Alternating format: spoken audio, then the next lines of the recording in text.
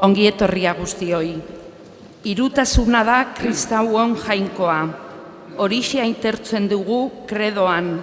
Aita, semea eta Espiritu Santua sinisten ditugula aitortuz. Horixe adierazten dugu egunean zehar, otoitzean naiz ospakizunean, kristauon seinale den gurutzean, gugan egitean. Kreatzaile, salbatzaile eta bizi emaile dugun jainko horrek markatzen gaitu. Otoitzari emanak bizi direnak, lekaile eta lekaime kontemplariak gogoratuko ditugu gaur. Eliza osoaren alde, mundu osoaren alde, otoitzean bizi dira beraiek. Gaur guk egingo dugu otoitz bereziki beraien alde. Jainkoari eskerrak emanez. Eukaristi Santu honetan hasi dezagun elizkizuna, argiaren seme abestuz.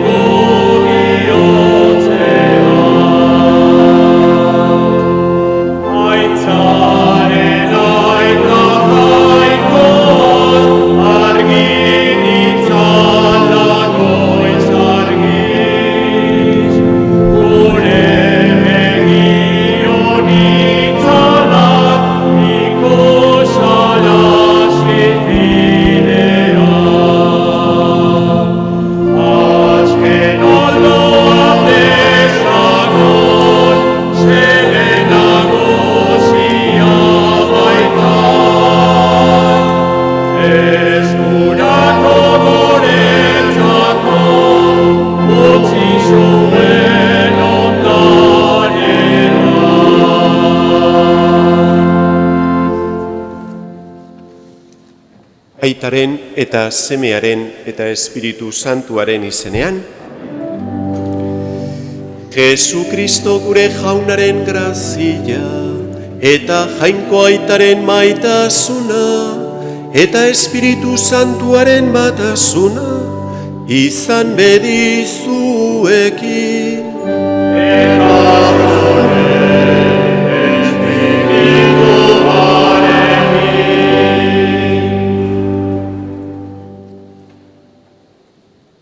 Zenideok, ongi etorriak Eukaristia ospatzera, festa handi honetan, Hirutasun Santuaren festa ospatzen dugu gaur, kontemplariak ere gure gogoan ditugu, gure otoitzean gogoan ditugu. Recordamos hoy también a las órdenes contemplativas que celebran su fiesta o su día en este día de la Santísima Trinidad. Y ahora no tenemos órdenes contemplativas, lo tuvimos en su día, aquí las carmelitas. Tenemos a Sor Ángeles Sorazu, también una gran contemplativa, que es hija de aquí, pues nos acordamos también de todas ellas. Nos acompaña hoy también Miguel Mari Larburu, que está aquí de paso, está de visita, ya vemos que no te olvidas de tu pueblo, ahora está en Pamplona, allí en el seminario, allí tienen ahora su residencia y bueno, pues le agradecemos también aquí su presencia. Ospa dezagun, Eukaristia eta hasi gaitezen beti egiten dugun bezala jainkoari barkamena eskatuz, gure bihotzak prestatuz.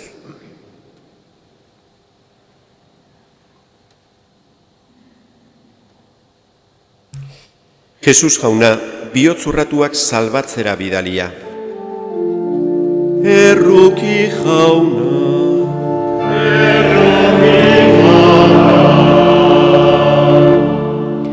Jesus jauna, pekateri dei egitera etorria.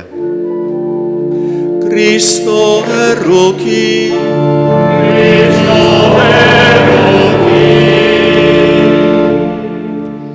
Jesus jauna, gure alde otoitz egiteko aitaren eskuinaldean zaituguna. Erruki jauna.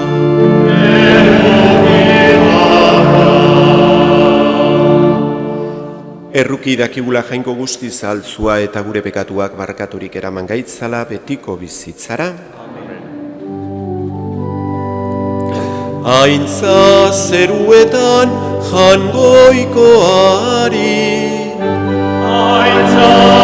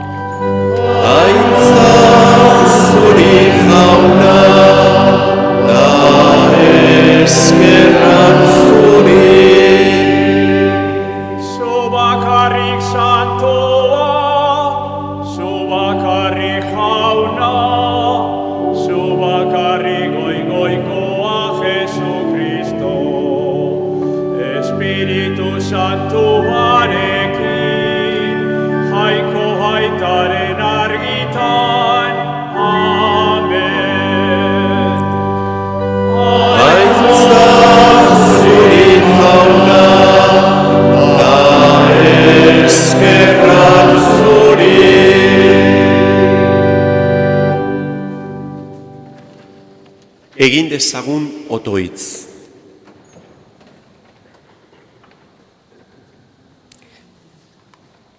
Jainko aita, egiaren hitza den zeure semea eta Espiritu Santutzailea bidali dituzu mundura, gizon emakumeei zeure misterio miragarria agertzeko.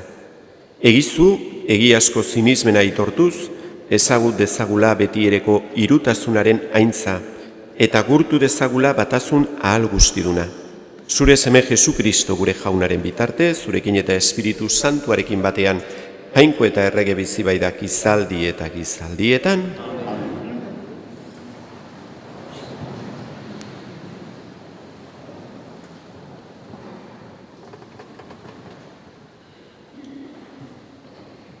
Lectura del libro de los Proverbios. Esto dice la sabiduría de Dios. El Señor me creó al principio de sus tareas, al comienzo de sus obras antiquísimas. En un tiempo remoto fui formada, antes de que la tierra existiera. Antes de los abismos fui engendrada, antes de los manantiales de las aguas. Aún no estaban aplomados los montes, antes de las montañas fui engendrada. No había hecho aún la tierra y la hierba, ni los primeros terrones del orbe. Cuando colocaba los cielos, allí estaba yo. Cuando trazaba la bóveda sobre la faz del abismo, cuando sujetaba las nubes en la altura y fijaba las fuentes abismales, cuando ponía un límite al mar, cuyas aguas no traspasaban su mandato. Cuando asentaba los cimientos de la tierra, yo estaba junto a él como arquitecto y día tras día lo alegraba.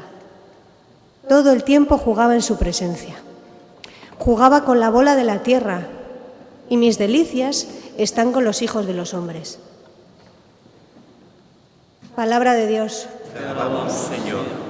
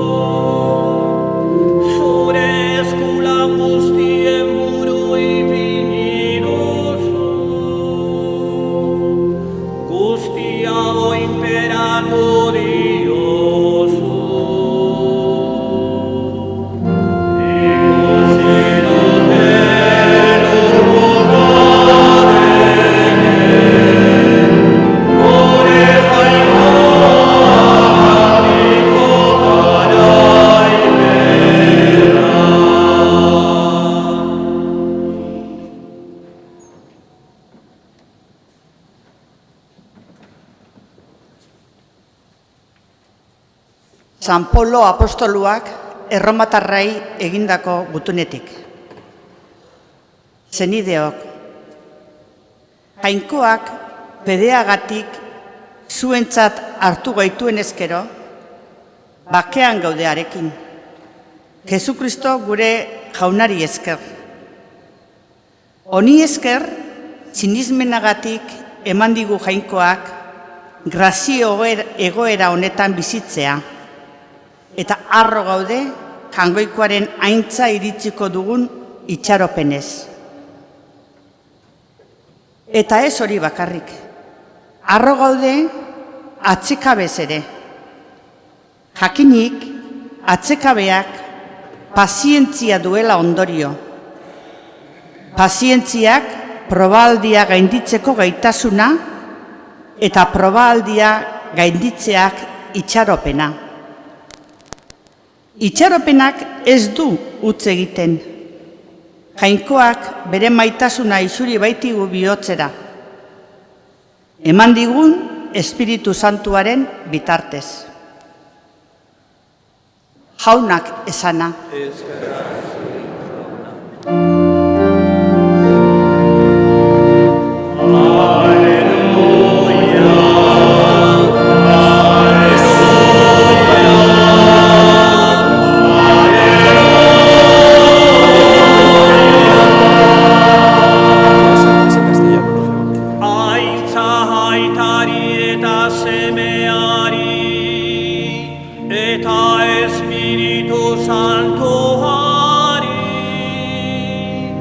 Baden eta bazen eta badan datorren jangoikoari.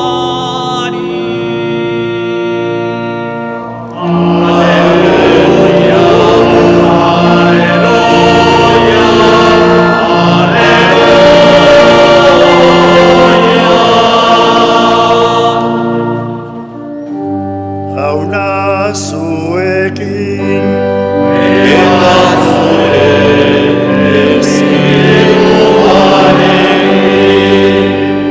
Evangelio Santua San Joanen liburutik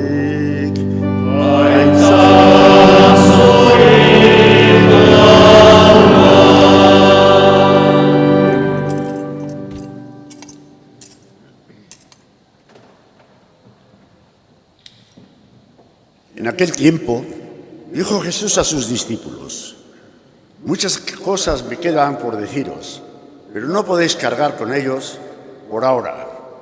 Cuando venga Él, el Espíritu de la verdad os guiará a la plena verdad. Os hablará por cuenta propia, sino que hablará de lo que se oye y os comunicará lo que está por venir. Él me glorificará, porque recibirá de lo mío y os lo anunciará. Todo lo que tiene el Padre es mío, por eso os he dicho, y recibirá y tomará de lo mío y os lo anunciará. Jaunak esana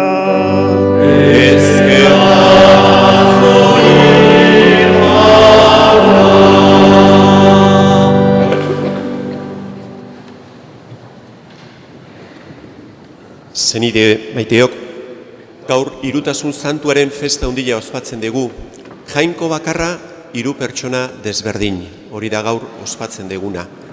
Jainkoa bakarra izanik, hiru pertsona dira, familia bat osatzen dute. Ez da jainko bakar aburritu bat, eternitatean, irudi hori askotan daukagu.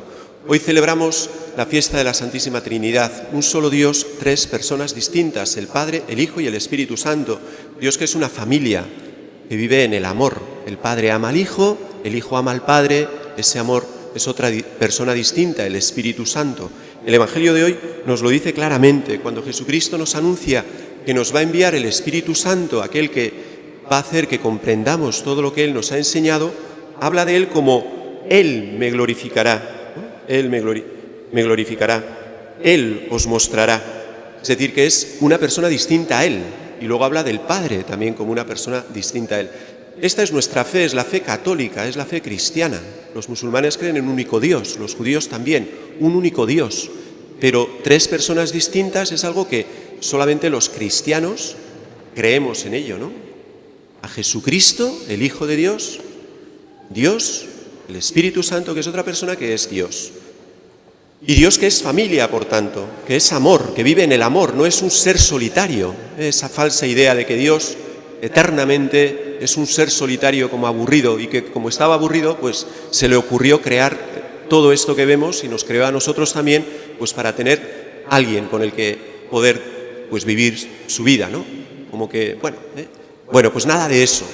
Dios es un Dios perfecto, familia, que vive en el amor y que no le hace falta nada ni a nadie, es perfecto, no le hacemos falta a nosotros. Muchas veces nuestra fe o nuestra religiosidad es como que a Dios le hacemos falta, como que cuando hacemos algo por Dios como que le estamos haciendo un favor o que le estamos añadiendo algo. Nada de eso, nada de eso. Dios es perfecto, Dios es amor, amor infinito. ¿Y qué es lo que ha hecho Dios con este amor que es amor infinito? Pues este amor se ha desbordado, porque el amor es algo que se desborda. Y ahí estamos nosotros, ¿no? Ese amor de Dios se ha desbordado, Dios ha creado todo lo que vemos y nos ha creado a nosotros, y además es que nos ha creado para ser sus hijos e hijas, para poder disfrutar y poder vivir este amor de Dios. Y ahí estamos nosotros. Él nos creó, hemos caído en el pecado, pero no nos ha dejado en el pecado, sino que nos ha enviado a Jesucristo para salvarnos, y luego Jesucristo nos ha salvado y nos envía ahora el Espíritu Santo, su amor, para que nosotros un día podamos gozar de la vida de Dios, de esa familia de Dios. Nuestra vida cristiana, por tanto, es esta relación con Dios, pero con el Padre, con el Hijo y con el Espíritu Santo.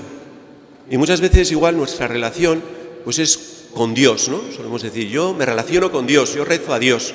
Bueno, pero hay que descubrir, porque rezar con Dios, eso lo hace todo el mundo, porque todos son religiosos, pero lo que nosotros, los católicos y los cristianos, sabemos es que este Dios, que es único, se nos ha mostrado como tres personas y se ha acercado a nosotros de esta manera, porque el Padre, el Hijo y el Espíritu Santo lo que vienen es a manifestarnos la cercanía de Dios. Dios es muy cercano a nosotros, mucho más cercano de lo que pues podemos pensar o imaginar, ¿no? Dios es un Padre, y todos entendemos lo que es un Padre, que quiere a sus hijos con locura y lo da todo. Jesucristo es Hijo y es amigo nuestro, es hermano nuestro. Todos entendemos lo que es el ser hermanos, ¿no? El amor de hermano. El hermano que ha dado la vida por sus hermanos, que somos cada uno de nosotros, hijos adoptivos, hermanos adoptivos, pero somos hermanos de Jesucristo. ¿Y el Espíritu Santo qué es? El Espíritu Santo es el amor de Dios que ha sido derramado en nuestros corazones.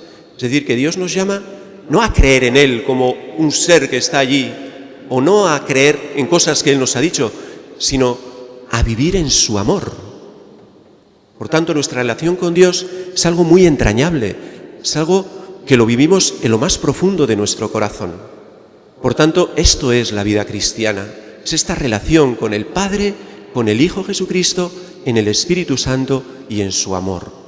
Y cuando uno descubre esto en su vida, pues ciertamente disfruta de lo que es la vida cristiana, ¿no? Muchas veces repetimos gloria al Padre, al Hijo y al Espíritu Santo. Pues hoy yo creo que también esto tiene un significado especial. Cuando decimos gloria al Padre, al Hijo y al Espíritu Santo, gloria a Dios estamos diciendo. ¿Con esto qué queremos decir? ¿Que le estamos dando algo a Dios? Pues no le estamos dando nada a Dios. Cuando le damos gloria a Dios, gloria al Padre, al Hijo y al Espíritu Santo, al final lo que nos estamos es haciendo un bien a nosotros. Un ejemplo, un padre que tiene un hijo y dice, le voy a dar una carrera a mi hijo, que estudie, que consiga la carrera de medicina, de arquitecto, lo que sea, ¿no? Puede tener dos motivaciones ese padre. Una, que estudie todo eso porque yo luego quiero fardar al lado de mis amigos de que tengo un hijo arquitecto, médico y me he esforzado por él. Este padre quiere a su hijo solamente para su gloria. El Padre bueno le da todo eso a su hijo no para su gloria, sino para su bien. Lo único que quiere es el bien de su hijo, el bien de su hijo.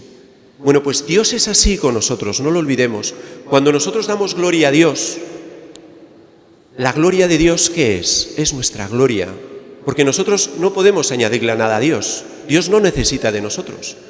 Nosotros, a Dios, Dios es feliz, es perfecto.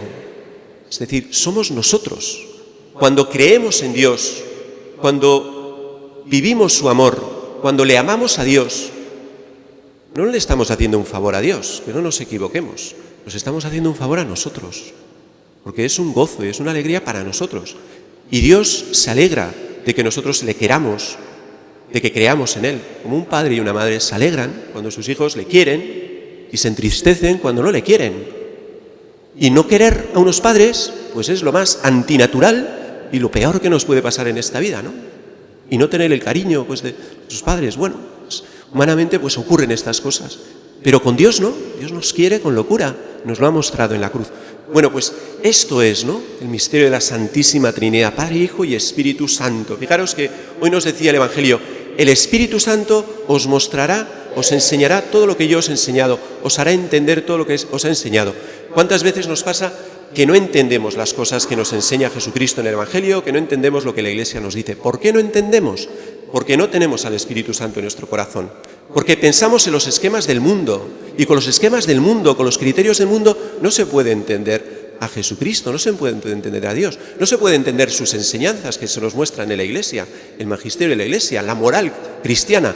¿Quién puede entender la moral cristiana? Una persona que vive en el mundo y con los esquemas del mundo no se puede entender. Necesitamos del Espíritu Santo, necesitamos conocer el amor de Dios para poder entender también pues esa moralidad, esa manera de comportarnos que tenemos los cristianos, que el mundo no lo entiende, está claro, no lo puede entender, porque no tiene el Espíritu Santo. El Señor nos lo ha dicho hoy, el Espíritu Santo os mostrará lo que yo os he enseñado, ¿no? Os he enseñado.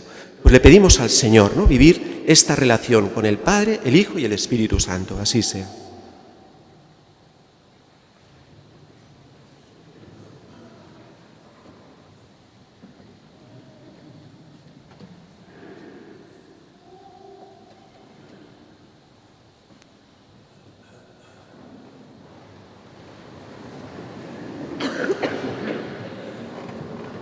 Eta aitortu dezagun orain gure sinismena.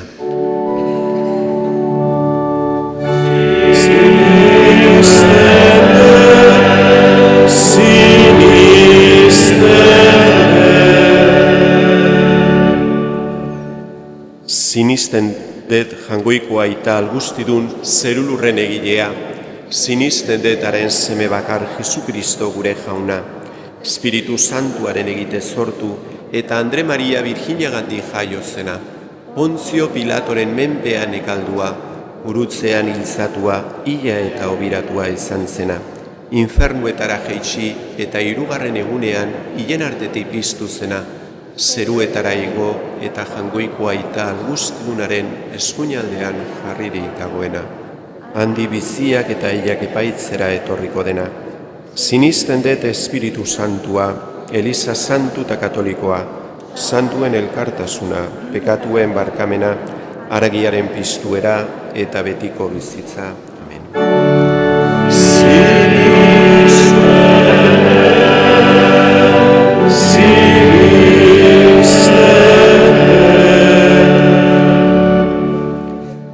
Zenideok, egiogun otoitz aita maitagarri dugun jainkoari, Jesukristoga bere maitasuna agertu digunari eta espirituaz eragiten digunari.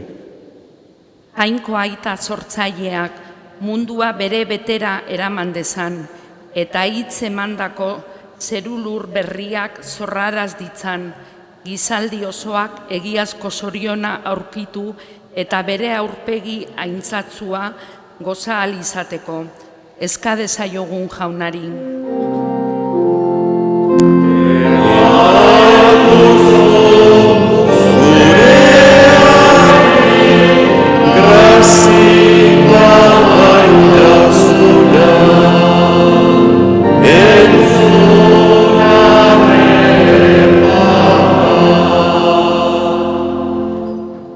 Por todos los que están en el sufrimiento o en la prueba, para que experimenten el amor del Padre y la presencia consoladora del Espíritu de Cristo.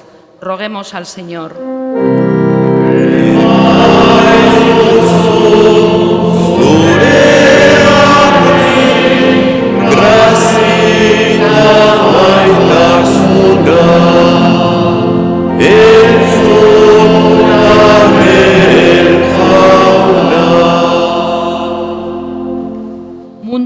Bere doianez aberazten duen jainkoaren espiritua behartzuentzat aita, nahigebantzuentzat atzeden, gaixoentzat osasun eta heriontzat indar gertadadin. Eska dezaiogun jaunari.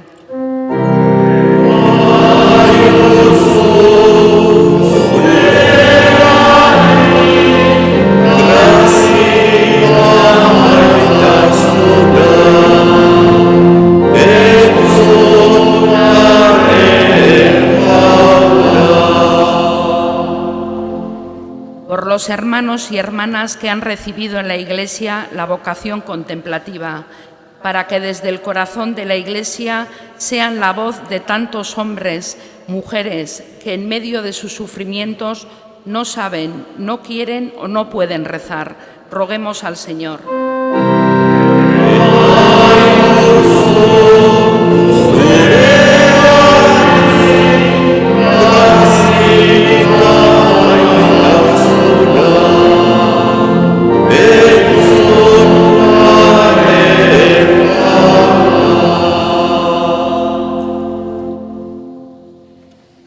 Leiala eta erruki horra, zaren aita entzun gure otoitzak, sendotu gure fedea eta eragin gugan bakea eta esperantza Elizaren batasunean zure izen santu eta intzagarria gorez dezagun beti. Jesukristo gure jaunaren bitartez.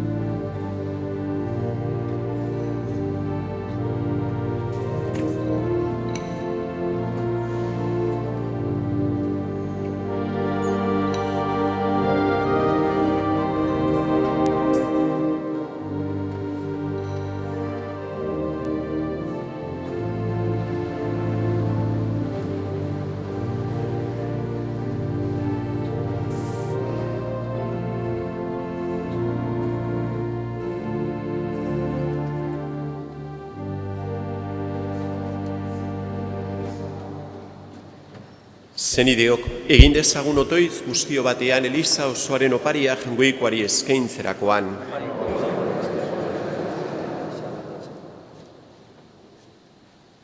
Por la invocación de tu nombre, santifica, Señor y Dios nuestro, estos dones de nuestra docilidad y transfórmanos por ellos en ofrenda permanente. Por Jesucristo nuestro Señor. Jauna zuekin.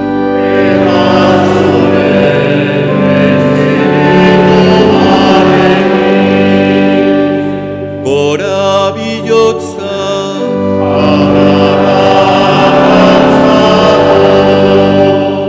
Eskerrak jangoiko gure jaunari.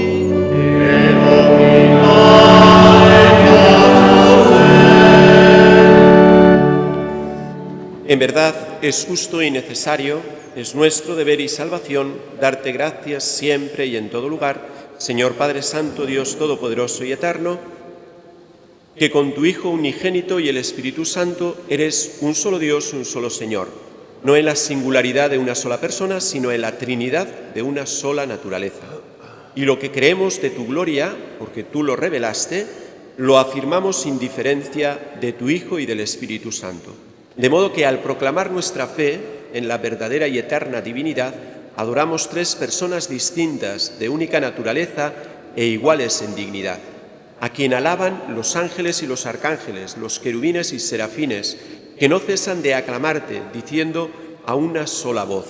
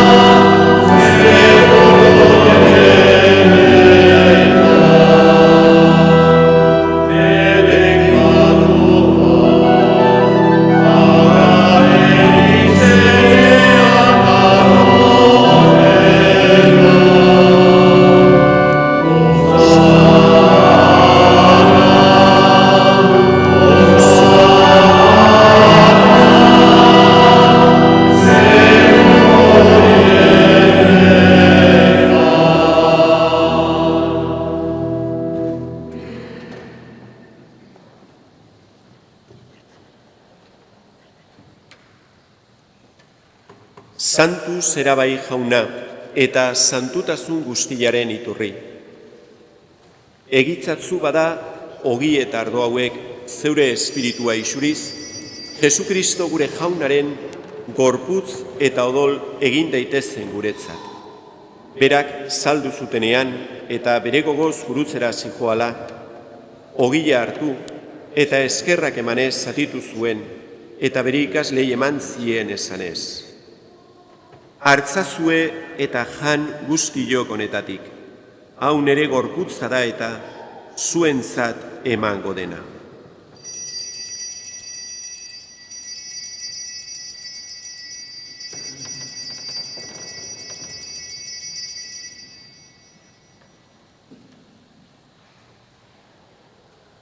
Era berean afalondoan, kaliza harturik berriz ere eskerrak emanez, bere ikaslei eman zien esanez: hartzazue eta edan guztiok honetatik, hau nire odolaren kaliza da eta, dunberri eta betikoaren odola, zuentzat eta askorentzat pekatuak barkatzeko isuriko dena.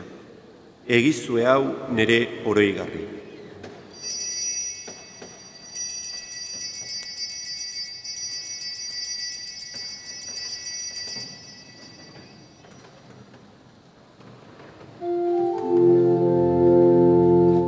Hau da sinismenaren misterioa.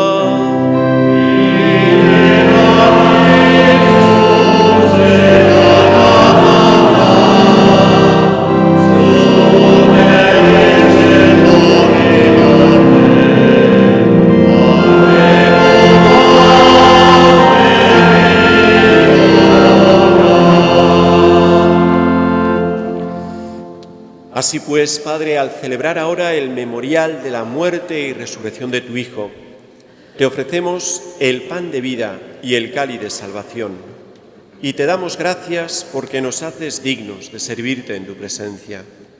Te pedimos humildemente que el Espíritu Santo congregue la unidad a cuantos participamos del cuerpo y la sangre de Cristo. Acuérdate, Señor, de tu Iglesia extendida por toda la tierra. Concédele que, así como ha compartido ya la muerte de Jesucristo, comparta también con él la gloria de la resurrección. Acuérdate de nuestros hermanos difuntos, que durmieron en la esperanza de la resurrección. Ereñuna, Hilakoak, Catalina, Isidoro eta Arkaitz. Gero Jose, Manuela, María Antonia, Bernabe, Carmentxo, Julian, Agustin, Jose eta Eustazio, Apaiza, Miren Tere.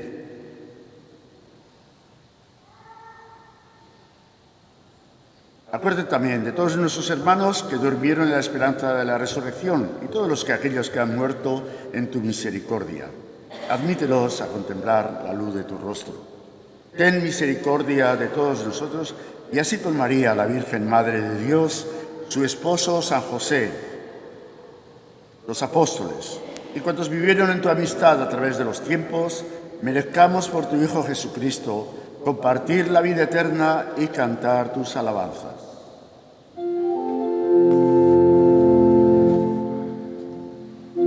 Honen bitartez, honekin eta honengan, zuri jainko aita guztidun horri, Espiritu Santuarekin batean, ospeta aintza guztia, gizaldi eta gizaldi guztietan.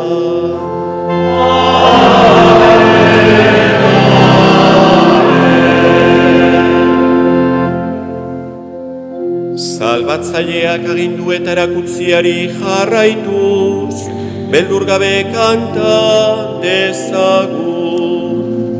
Gure aita, zeruetan zerana, zantu izan beti zure izena, etor beti zure lehenua.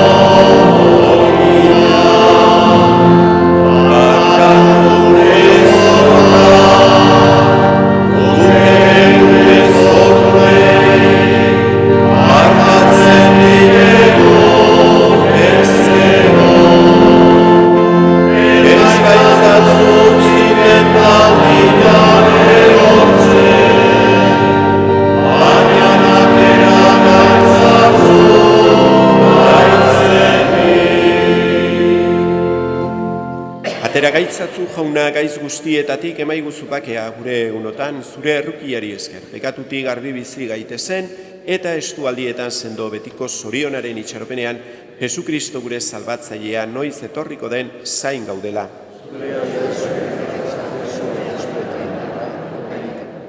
Jesukristo gure jauna, zuk esana da apostoluei pakea usten dizuet nire pakea ematen. Begira zure Elizaren sinismenari eta ez gure pekatuei, eta zure gogoa den bezala emaiozu Elizari bakea eman batasuna. Errege bizi baitzerak gizaldi eta gizaldietan. Amen. Jaunaren pakea beti zuekin. Eta zure espiritu barekin. Emaiozue pakea elkarri. Amen.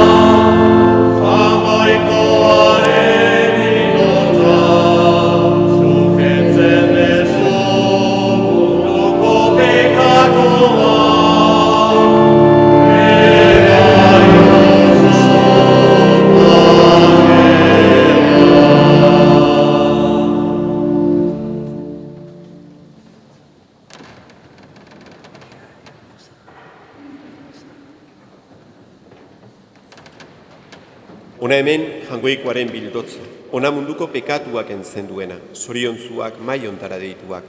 Hauna, ni ez naiz inor zure etxean zartzeko, baina ezazuiz bat eta zendatu naiz.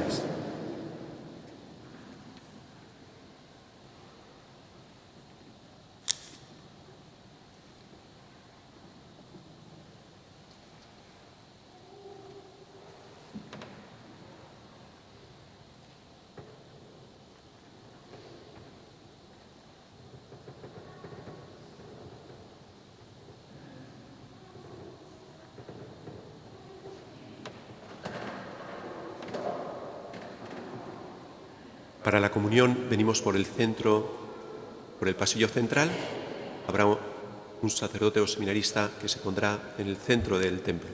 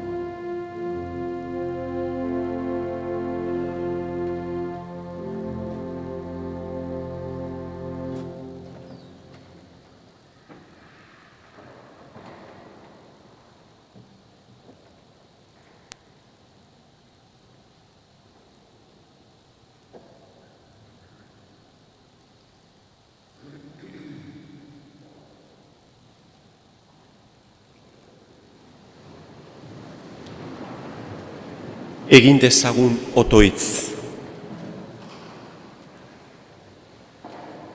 Jainko gure jauna, beti ereko irutasun santua eta haren batasun hautzezina aitortu dugu. Egizu hartu dugun sakramentu honetan, aurki dezagula gorputz arimen osasuna. Jesu Kristo gure jaunaren bitartez,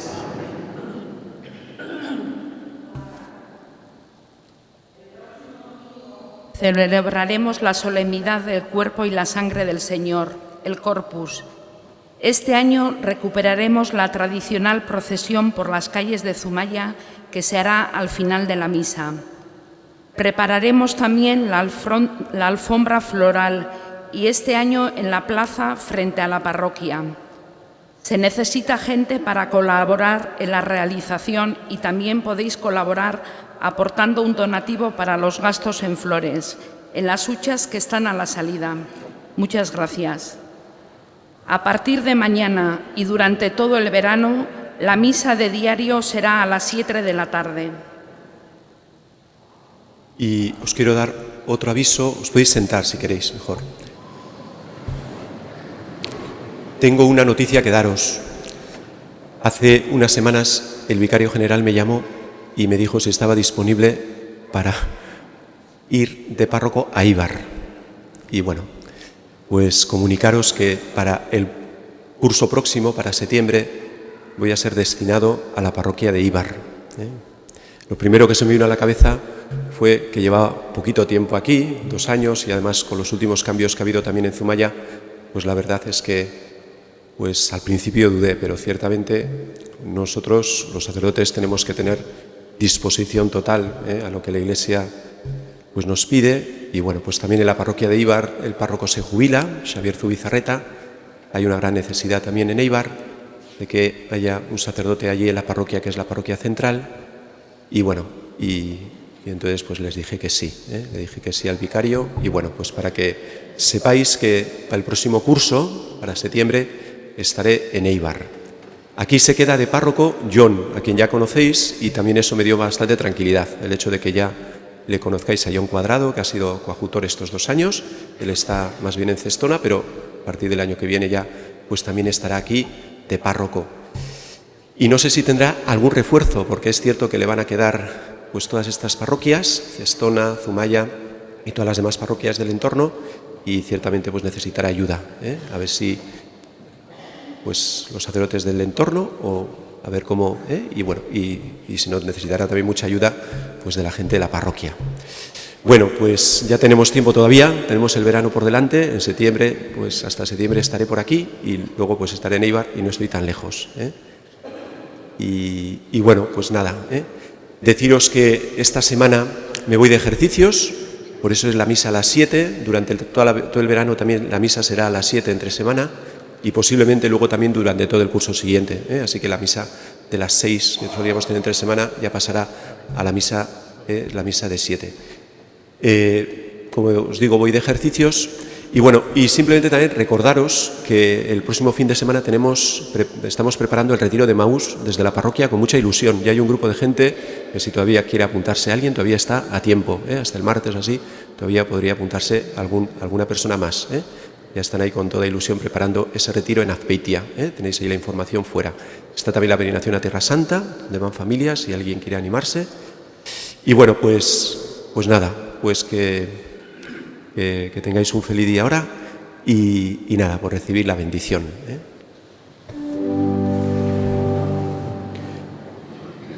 Jauna zuekin